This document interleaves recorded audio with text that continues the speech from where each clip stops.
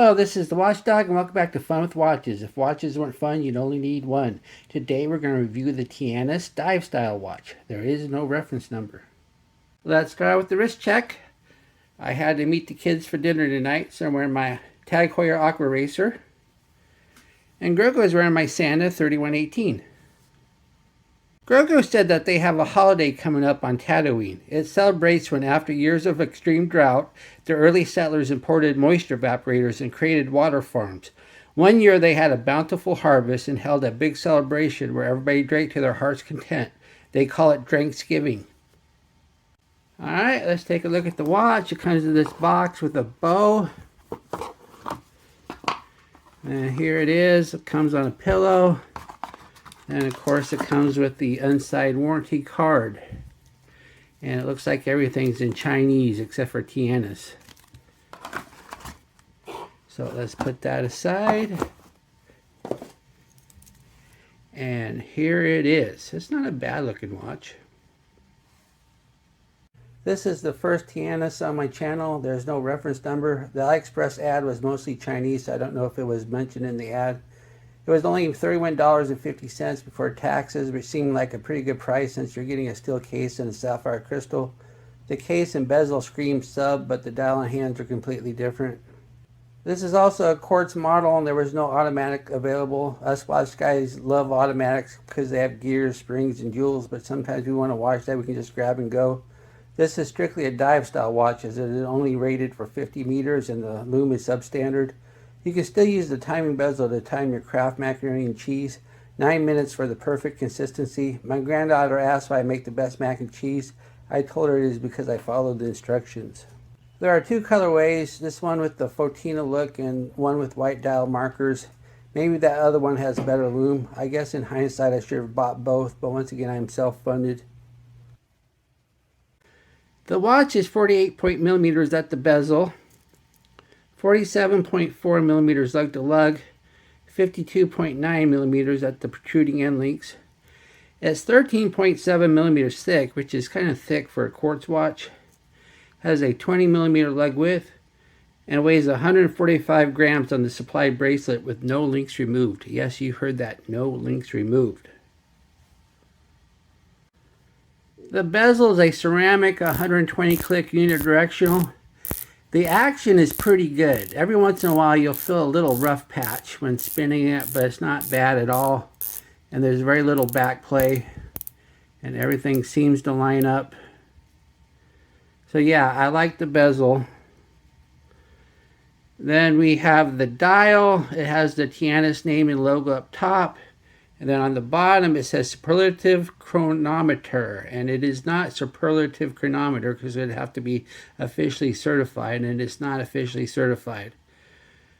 You're not going to get an officially certified watch for $35 or $31 or whatever I paid for it. Then it says sapphire crystal, and yes, it does have a sapphire crystal. We will test it later. Then the indices are painted on. They're a lume Fotina.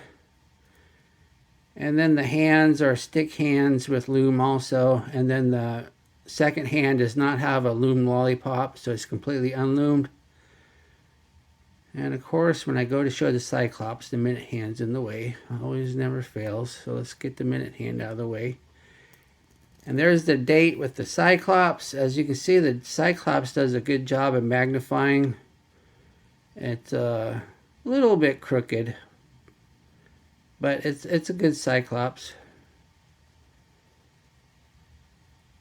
And once again, the crystal is sapphire. So I'll get out the diamond tester and prove it to you, because you might have your doubts on a $31 watch having sapphire.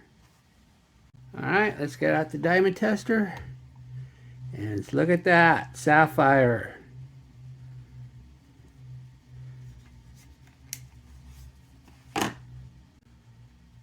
The crown is a screw-down crown, providing 50 meters water resistance.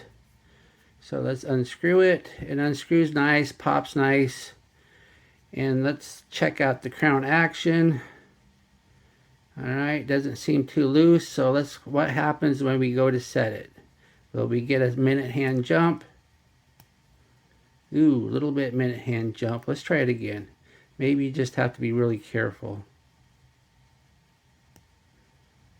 Just a little hair of minute hand jump, so you just got to be careful when setting it. That's just the reality of these cheap quartz movements.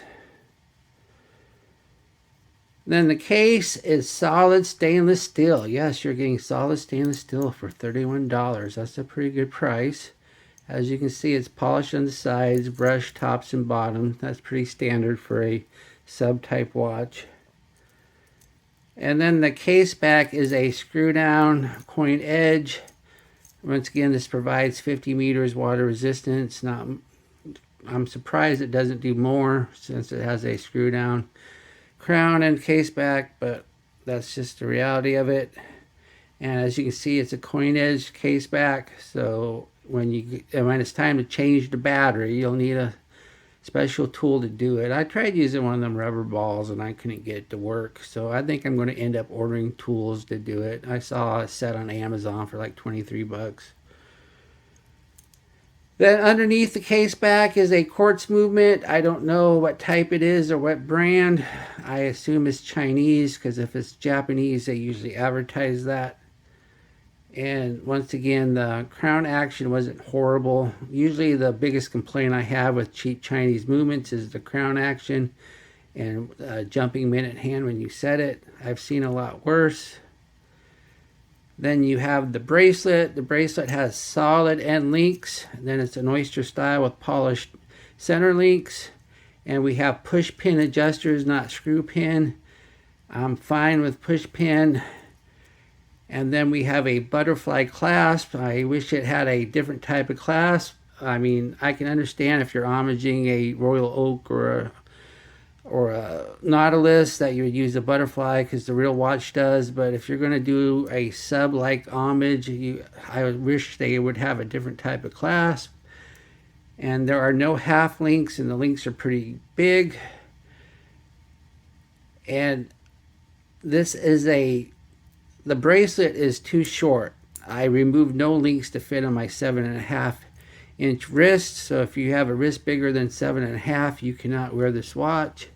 I don't know if when you purchase it, if you can ask for some extra links. I mean, this bracelet does look pretty standard, so you might be able to find some links to fit it. So let's go ahead and put it on the wrist then. Here's the watch on my 7.5-inch wrist. It looks nice. It's a nice looking watch. Once again though, I removed no links and it fits me perfectly. So if you have a wrist bigger than 7.5, you're either gonna have to wear it tight or find some extra links somewhere, or maybe ask the AliExpress store if they can provide some more. Here we are in the loom room, just wearing the watch. I knew the loom was practically non-existent, so I don't have high hopes for this test. As we speed up the time, the indices are already gone. The hands aren't much better. The last to go is the loom pip, very bad loom. What do I like about this watch? Well, you're getting a steel case and sapphire crystal for $31.50, which is a pretty good price.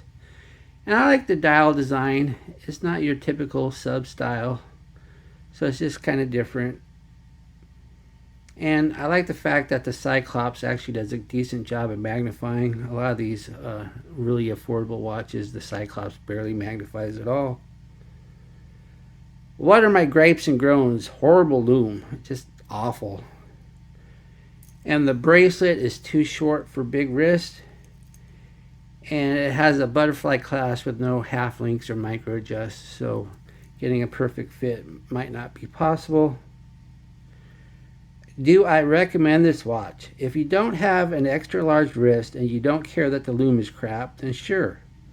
Other than that, it is a decent watch for the price, and I did enjoy my time wearing this watch.